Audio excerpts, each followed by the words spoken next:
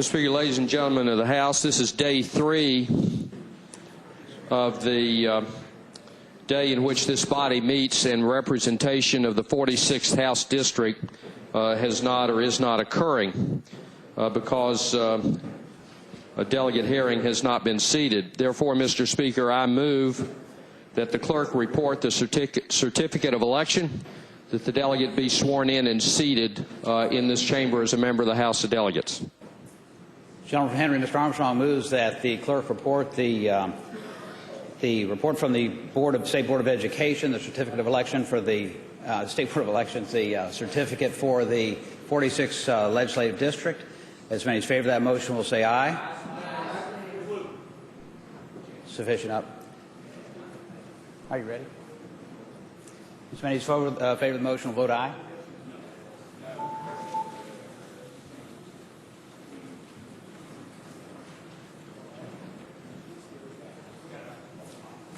Clerk will close the roll. Ayes 41, noes 50. Ayes 41, noes 50. The motion fails. Point of personal privilege, Mr. Speaker. Gentleman has the floor. Mr. Speaker, ladies and gentlemen of the House, I thought that the debate of whether or not to seat the delegate from the 46th House of Delegates District yesterday was very thorough, that there were a number of issues and points raised. I think the debate went on for perhaps more than an hour. Mr. Speaker and ladies and gentlemen of the House, this is an extremely important issue. It goes to the bedrock of our Constitution, and whether or not we will allow a person to represent their district once they've received the highest number of votes and a certificate of election has issued.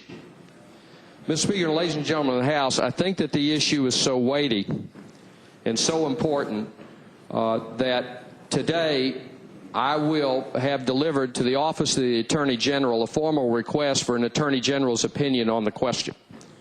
That I think that we need to have the statutes researched, the case law researched, to determine whether or not this delegate should be seated. Mr. Speaker, I intend to put in the letter that time is of the essence, that every day that passes is a day that the citizens of the 46th House District are not being represented and have no person here to cast a vote on their behalf.